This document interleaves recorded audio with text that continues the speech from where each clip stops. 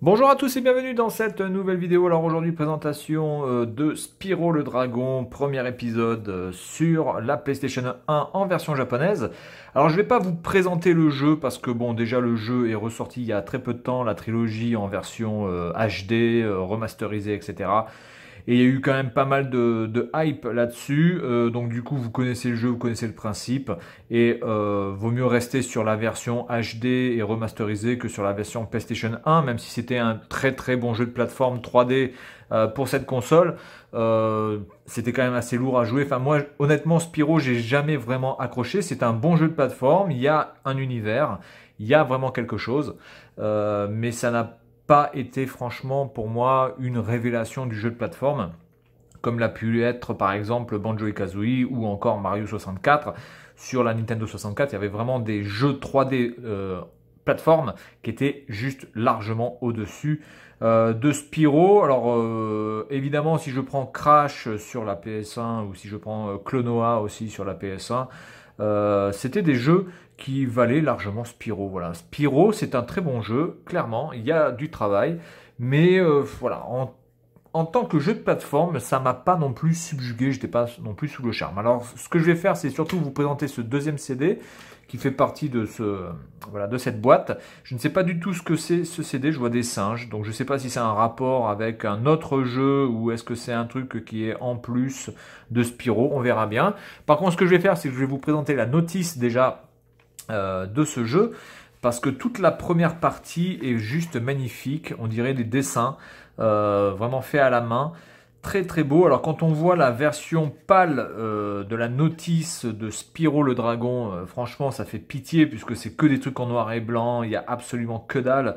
Il me semble que la notice fait 22 pages sur la version pâle et ici on est quasiment à 60 pages, donc c'est quasiment le triple de la notice pâle, ce qui est juste hallucinant. Donc encore une fois, les Japonais ont ce sens du détail, c'est-à-dire que de faire des notices, surtout à l'époque avec la PS1, la Saturn, et même avant avec la Super Nintendo et la Mega Drive, de faire quand même des notices de qualité. Donc là, on a toute l'histoire qui nous est contée.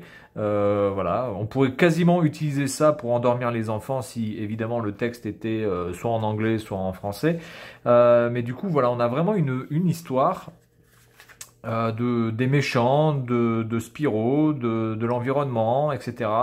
Et je trouve ça merveilleux de voir des notices de cette époque qui malheureusement sont trop rares de nos jours, voire quasiment inexistantes. Et quand on a la chance d'avoir une notice, malheureusement, on a trois feuillets moisis avec voilà, avec généralement très peu de photos, très peu d'artwork, c'est vraiment du travail bâclé. Et donc là, on a vraiment une très très belle notice avec en fin de cette BD et de cette explication dessinée du gameplay, un magnifique dessin de Spyro avec la lune, le ciel violet, voilà, etc. Je trouve ça vraiment très réussi. Donc après, la deuxième partie de la notice est moins féerique, hein, puisqu'il s'agit simplement de l'interface, du gameplay pur et dur, des boutons, etc., etc.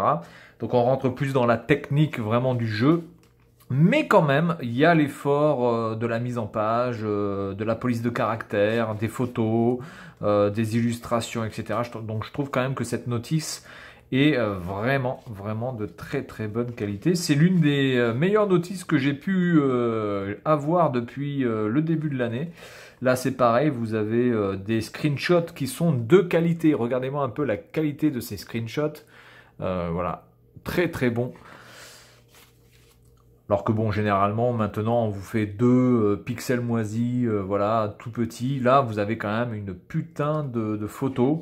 Donc la notice a dû quand même coûter cher. Là, on a la version, enfin là, après, on a la partie sur la Pocket Station. La Pocket Station, c'était une sorte de petit Tamagotchi qui pouvait se mettre avec la PlayStation. Et donc, on pouvait utiliser ça, on va dire, à part, en dehors du jeu, hein, indépendamment du jeu. Donc après, la Dreamcast a un petit peu pris là-dessus pour le mettre avec ses Virtual Memory. Voilà, et puis bon, grosso merdo, ça a été un flop aussi, hein. La Pocket Station n'a pas forcément été un succès. Le succès escompté, voilà. Bien, donc voilà pour cette notice.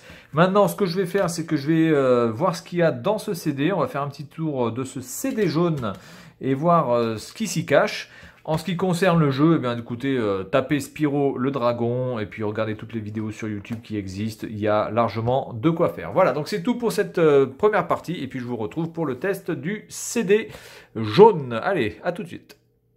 Allez, on est parti. Voyons voir ce qu'a ce CD dans le ventre. Est-ce que c'est une démo? Est-ce que c'est un jeu à part entière? Est-ce que ce sont des cinématiques? Est-ce que c'est un CD marketing?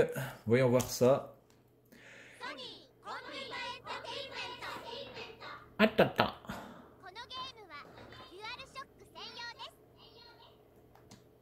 Donc apparemment on va jouer.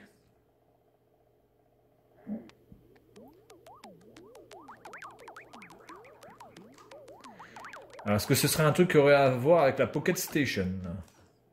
Bon, je passe l'intro, hein. On va pas passer du temps là-dessus. Voyons voir. 1999. Je passe. Je passe.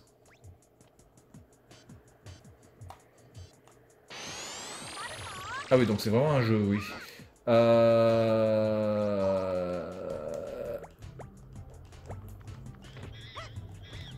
R1, c'est ça. Donc on a le double saut avec R1, c'est assez bizarre. Alors comment on fait pour attaquer là? D'accord, donc là je peux peut-être choper...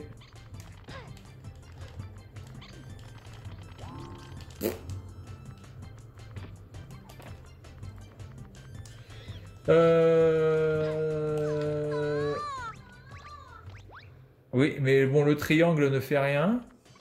Donc on est reparti L2. Alors attendez, L2 c'est quoi? C'est la vue à la première personne.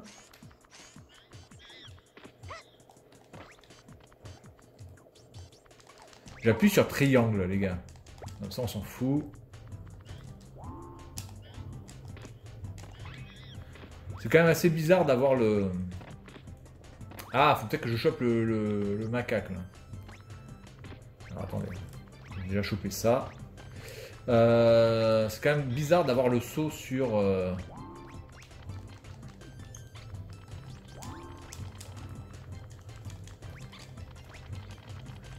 Donc non, je peux pas choper le macaque. Bien. D'accord, donc lui, il me nique la gueule.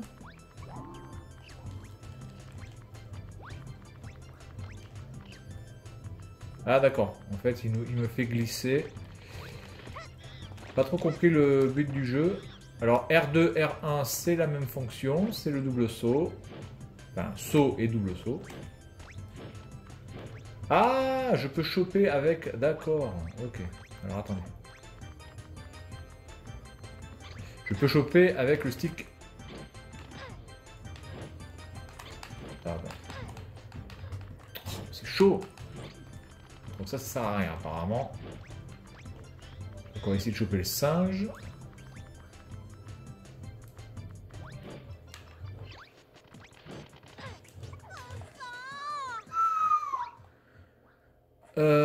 Ouais.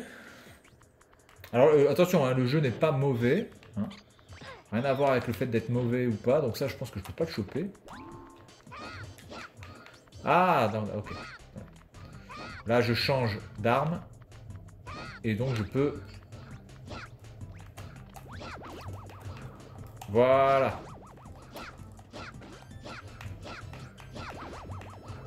Donc, il crève jamais, lui. D'accord.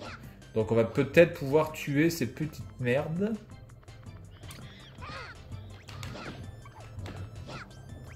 Ok, donc ça c'est possible, on peut les baiser. Très bien. Ok, bon, déjà on progresse. Ça se manipule plutôt bien, hein. Plutôt bien. Pas grand chose à critiquer au niveau du gameplay. C'est un peu dommage par contre qu'on ne puisse pas tourner la caméra comme on veut. Alors est-ce que j'aurais oublié des trucs? De toute façon, eux, on peut rien faire. Hein. Du coup, je me demande... Attendez, peut-être qu'il faut que je fasse ça. Attendez. Je vais essayer de me... Ah.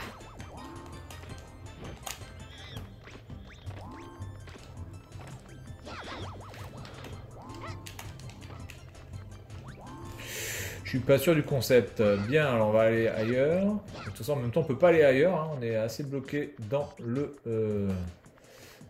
périmètre. Attendez, là où il y a un truc là. Allez, alors là, par contre, vous voyez, là c'est le truc chiant, c'est que je peux pas regarder en haut. Ou alors je suis obligé de me mettre à la première personne.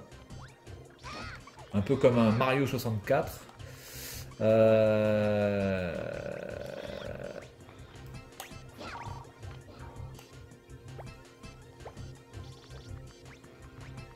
Je vois pas trop ce que je peux faire d'autre. Il y a certainement quelque chose à faire avec ces putains de macaques. Mais je ne sais pas quoi. Ah! Ok, j'en ai chopé un.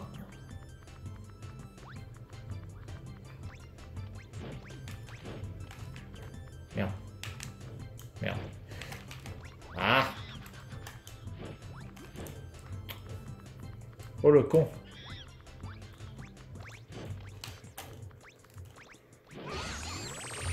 Voilà. Et on va essayer de choper le dernier, puis on va s'arrêter là. Ok, bon, c'est un jeu sympathique. Bon, après, voilà. Hein, c'est... Il n'y a pas de quoi non plus se... Ah, il peut s'accrocher. Ouh, pas mal ça, les gars. Oh, il est où? Ah, putain, t'es où? Oh, la vache. C'est vraiment chiant qu'on puisse... Ah.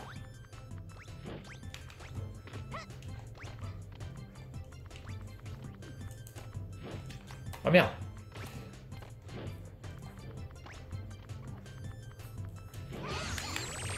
Et voilà.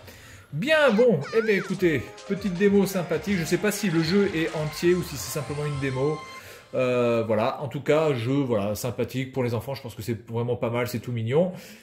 Exactement de la même nature que Spyro, voilà, c'est mignon, c'est pour les gamins, même si Spyro quand même a un gameplay assez tendu et une difficulté plutôt bonne, mais c'est pas non plus, voilà, Spyro c'est pas non plus le jeu complètement impossible, comme pouvait l'être par exemple Rayman, qui est un jeu extrêmement chaud à terminer à 100%.